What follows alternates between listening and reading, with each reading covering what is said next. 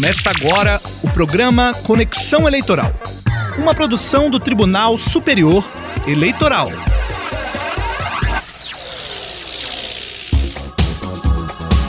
Olá, eu sou Fábio Ruas. E eu sou Jane Costa. Começa agora o programa Conexão Eleitoral, uma iniciativa do Tribunal Superior Eleitoral para levar até você as principais informações da Justiça Eleitoral brasileira. TSE lembra Dia Internacional da Igualdade Feminina. E mais, confira a segunda reportagem da série especial Justiça Eleitoral Não Para. Você vai saber como está o processo de aquisição de novas urnas e a preparação para o teste público de segurança do sistema eletrônico de votação. E ainda, conheça os detalhes da resolução que trata do novo sistema de filiação e envio de dados partidários à Justiça Eleitoral. Conexão Eleitoral. Você acompanha o programa Conexão Eleitoral com as principais informações da Justiça Eleitoral em todo o país. O prazo para pré-inscrições no Teste Público de Segurança do Sistema Eletrônico de Votação, TPS 2019, termina no próximo dia 8 de setembro. O objetivo do teste é identificar e corrigir eventuais vulnerabilidades no sistema que possam quebrar a integridade e o sigilo do voto. O evento vai ser realizado de 25 a 29 de novembro em Brasília. Para participar é preciso ser brasileiro e ter mais de 18 anos. O formulário de pré-inscrição deve ser preenchido e os documentos encaminhados ao TSE até o dia 8 de setembro. O resultado dessa fase vai ser publicado no dia 19 de setembro. Eleitores de Sergipe que não foram identificados pela biometria nas eleições 2018 vão recadastrar as impressões digitais. Sérgio Oliveira. O Tribunal Regional Eleitoral de Sergipe decidiu refazer o cadastramento biométrico dos eleitores que não foram identificados pelo sistema nas eleições de 2018. Na época, 153 mil eleitores tiveram dificuldades na hora do voto e as razões, segundo o secretário de Tecnologia José Peixoto, aconteceu por desgaste nas digitais ou maneira errada de posicionamento dos dedos, o que resultou em 11,97% de erros. Agora, os mesmos eleitores deverão procurar os cartórios para uma revisão. A Justiça Eleitoral e os partidos políticos já se preparam para as eleições municipais de 2020, a atualização do sistema eletrônico de votação, a aquisição de novas urnas eletrônicas e a elaboração das resoluções que vão reger o processo da votação são algumas das atividades da Justiça Eleitoral até o pleito. Já os partidos políticos estão se preparando para escolher os candidatos que vão concorrer aos cargos municipais, que são prefeitos e vereadores. De acordo com a legislação eleitoral, as legendas devem realizar convenções com seus filiados no período de 20 de julho a 5 de agosto do ano da eleição para definir os candidatos. E quem pode ser candidato? O advogado eleitoral Gabriel Vilarim explica. Para a pessoa se tornar o candidato, ela precisa primeiramente ter filiação partidária, porque a nossa legislação obriga a pessoa a ser candidato, estar afiliada a um partido político, estar em dia com seus direitos políticos, tem que ter votado em todas as eleições ou justificado para poder ter a certidão de quitação eleitoral. A idade mínima, a depender do cargo, ser brasileiro e passar por uma convenção partidária. A convenção partidária é o momento onde o partido político, dentre os seus filiados, escolhe quem serão os candidatos a cada cargo. A decisão da convenção é registrada num documento chamado Demonstrativo de Regularidade de Atos Partidários, o DRAP, que é o documento necessário para dar início ao processo de registro das candidaturas. É só a partir desse momento que se inicia o trabalho da Justiça Eleitoral para a designação dos candidatos de uma eleição. Conexão Eleitoral. Entrevista.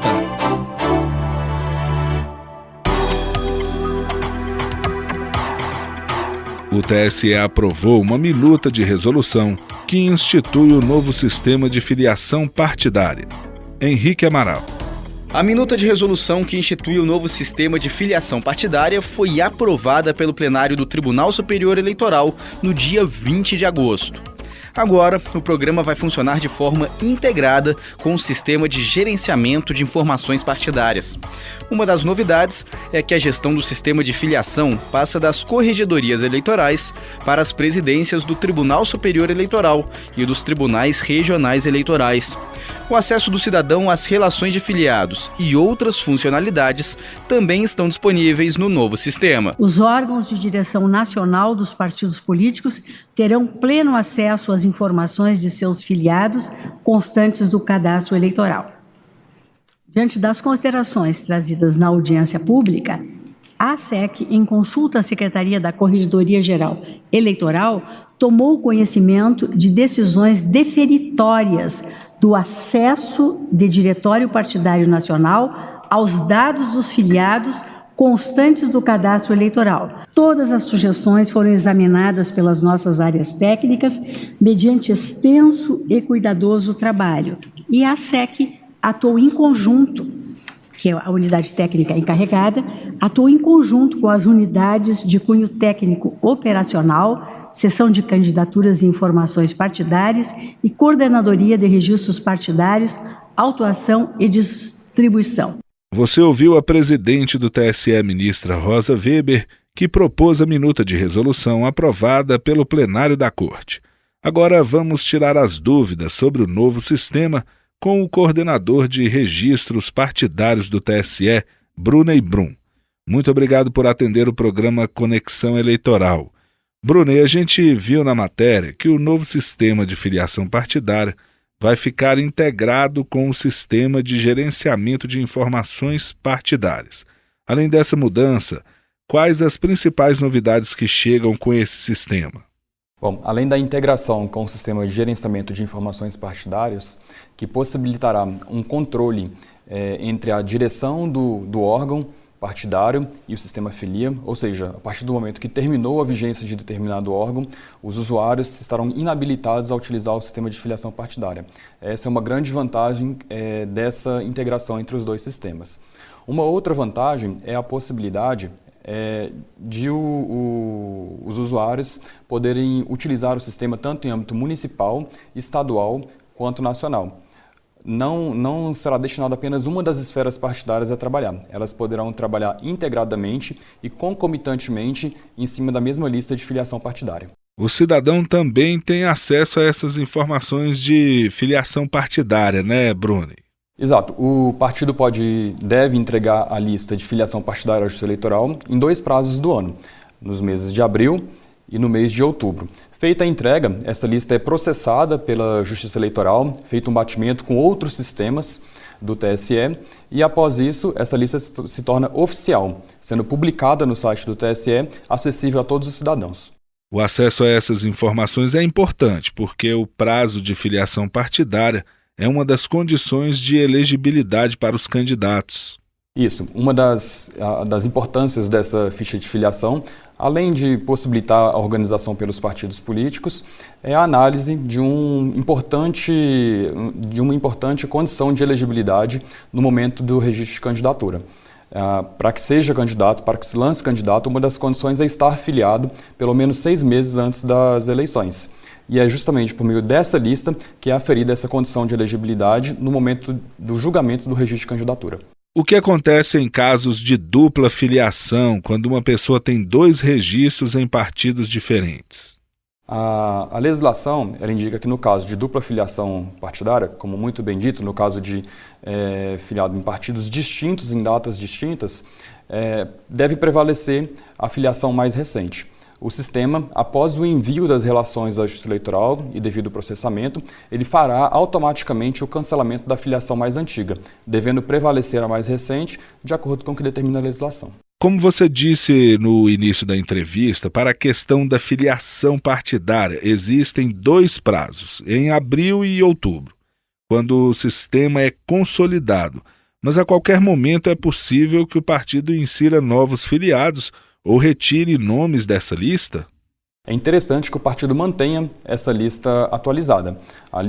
O sistema fica disponível ao partido durante todo o ano, 24 horas por dia, para que ele mantenha a relação interna atualizada. Esses meses de abril e outubro são só apenas períodos para envio à Justiça Eleitoral, mas é interessante que ele mantenha a relação interna atualizada. Eu conversei com Brunei Brum, coordenador de registros partidários do TSE, sobre o novo sistema de filiação partidária. Muito obrigado pelas informações.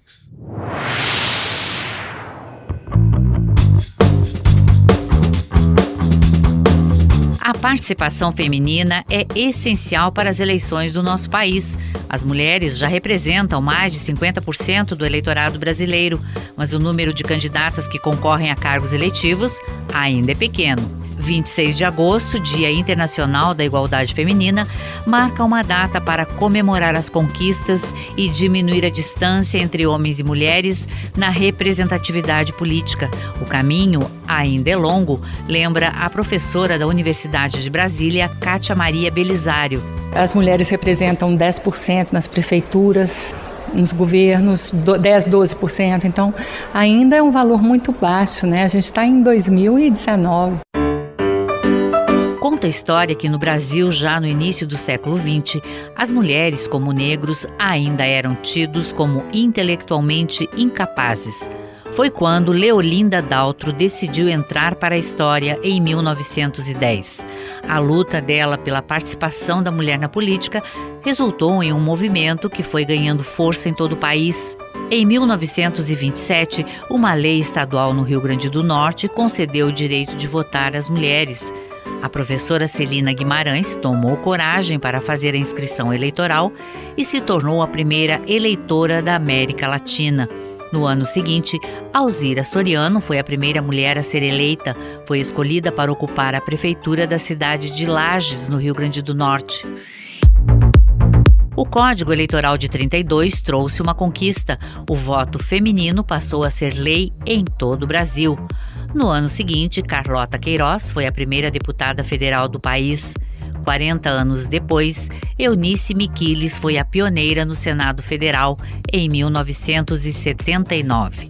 A primeira mulher a ser ministra do Supremo Tribunal Federal só veio no ano 2000. Ellen Grace. Em 2010, o Brasil escolheu pela primeira vez uma mulher para a presidência da República, Dilma Rousseff. 2 anos depois, a ministra Carmen Lúcia se tornou a primeira representante do sexo feminino a chefiar o Tribunal Superior Eleitoral. No Tribunal Superior Eleitoral, a ministra Carmen Lúcia foi a primeira representante do sexo feminino a chegar à presidência do tribunal.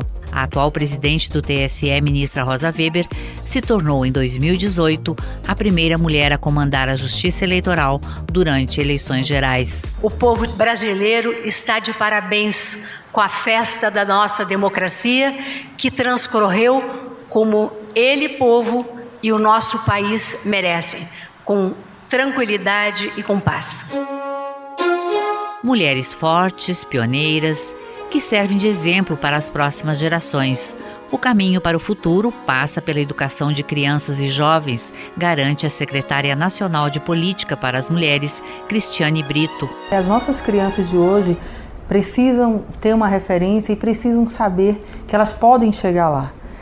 E para isso nós precisamos de trabalhar através da educação. Nós temos um dado relevante das eleições de 2018 que demonstra uma mudança comportamental da nossa geração. Na faixa etária entre 20 a 29 anos, a maioria das candidaturas femininas demonstram que as mulheres estão se interessando cada vez mais por política. Mudar esse cenário ainda de pouca participação das mulheres na política é preciso, e a Justiça Eleitoral está atenta. Uma consulta relatada pela ministra Rosa Weber no TSE garantiu mais acesso de verbas e tempo de rádio e TV para as campanhas femininas.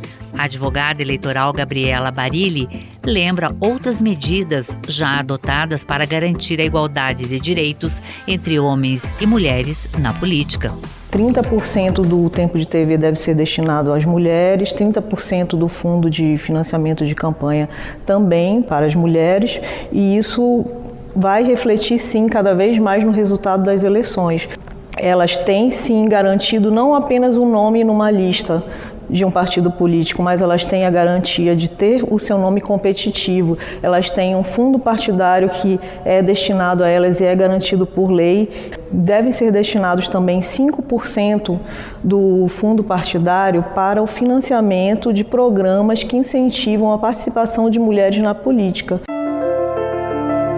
O caminho é longo, mas entre lutas e conquistas, certamente o Brasil não ficará para trás, reforçam Cristiane, Gabriela e Kátia. No ano de 2018, nós não tínhamos sequer uma mulher líder de partido político na Câmara. Em 2019, nós temos uma mulher como líder do governo, nós temos uma mulher líder da minoria e nós temos uma mulher ocupando a primeira secretaria da mesa diretora da Câmara. E no Senado Federal nós temos uma mulher presidente de uma das comissões mais importantes, que é a Comissão de Constituição e Justiça. Isso significa que estamos tendo um avanço, sim, e é motivo para celebrarmos. Hoje, as mulheres representam 52% do eleitorado brasileiro e isso nos mostra que muito foi percorrido e muito foi alcançado. Hoje, as mulheres podem decidir uma eleição. Até pelo perfil das novas mulheres. A postura da jovem hoje em questão de assédio, em questão de política, são muito mais participativas. O mundo está mudando e eu acredito que a mulher tem um papel muito relevante nesse sentido. Então há uma esperança, sim. Nesse sentido, o Dia Internacional da Igualdade Feminina pode ser um importante momento para exaltar as conquistas e acentuar os debates sobre o tema.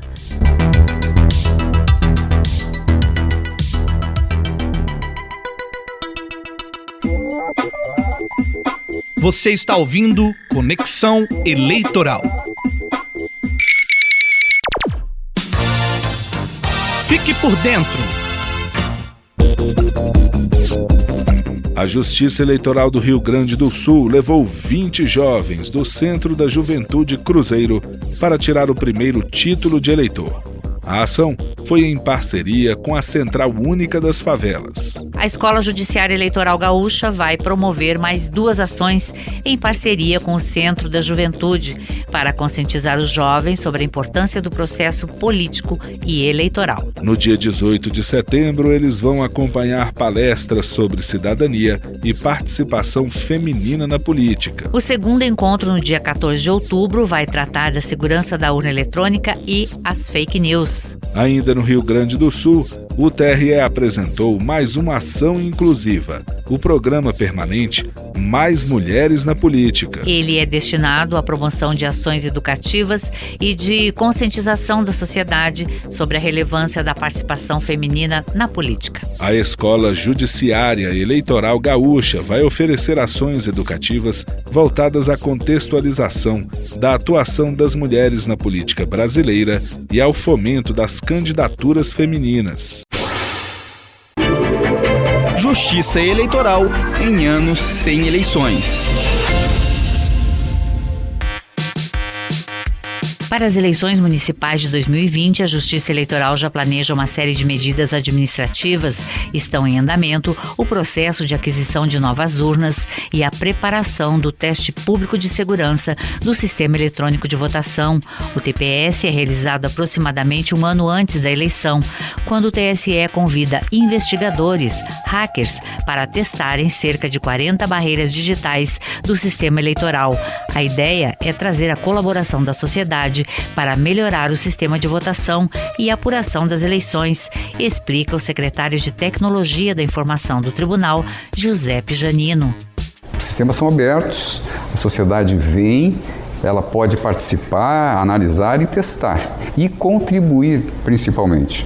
Segundo, mostra também a questão da maturidade que os sistemas hoje apresentam, justamente até mesmo por conta dessa contribuição, porque à medida em que nós realizamos cada um desses testes, nós tornamos o sistema cada vez mais robusto, mais forte, porque as fragilidades vão sendo identificadas e corrigidas. E para acompanhar a evolução do sistema de votação, é preciso renovar também o estoque de urnas eletrônicas. Neste ano, por exemplo, os modelos 2006 e 2008 vão ser substituídos. O TSE está comprando um novo lote de urnas, informa o coordenador de tecnologia eleitoral do TSE, Rafael Azevedo. A previsão mesmo é de aquisição de 100 mil urnas, então 83 mil para substituir as antigas e o restante para crescimento do eleitorado. Com as melhorias feitas nos programas utilizados na votação, as novas urnas também vão passar por algumas mudanças, explica Rafael Azevedo. A gente tem uma mudança visual, que é o painel frontal, um painel mais ergonômico. Ele facilita a visualização do eleitor e esse novo design vai permitir um futuro acoplamento de dispositivos, laterais, talvez uma impressora e à esquerda também um dispositivo de votação para tetraplégico. Em vez de cartões de memória, vamos usar pendrives para a troca das informações e nossas urnas desde o modelo 2009 já possuem um sistema de segurança embarcado em hardware, possui certificação digital. Só que na urna 2020 a gente pretende que essa certificação ocorra de modo formal. Isso vai conferir uma maior transparência aos dados que ela assina digitalmente.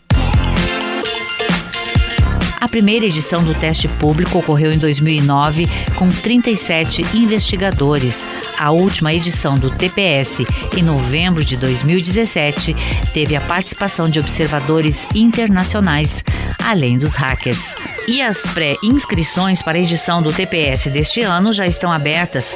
Podem se inscrever estudantes e profissionais das áreas de tecnologia e segurança da informação de todo o país, brasileiros com mais de 18 anos. O teste vai ocorrer entre os dias 25 e 29 de novembro deste ano, com no máximo 25 pessoas, podendo a participação ser individual ou por meio de grupos de investigadores, cada qual contendo de 2 a 5 integrantes.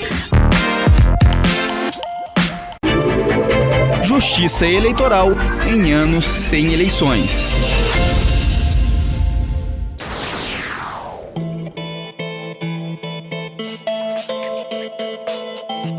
Termina aqui o programa Conexão Eleitoral, uma iniciativa do TSE para falar sobre as questões do processo eleitoral brasileiro. E você pode participar do programa sugerindo uma pauta ou um tema a ser tratado aqui. Basta ligar durante a semana em horário comercial para o telefone. Anote aí, 61 3030 7104. Apresentação Fábio Ruas e Jane Costa. Edição Fábio Ruas. Produção Marne Ruas e Rogério Brandão. Trabalhos técnicos Milton Santos e Thiago Miranda. Coordenação do Núcleo de Rádio e TV, Ana Paula Ergan. Assessoria de Comunicação Social do TSE, Ana Cristina Rosa. Na próxima semana voltamos com novas informações sobre as questões eleitorais. Até lá! Até lá!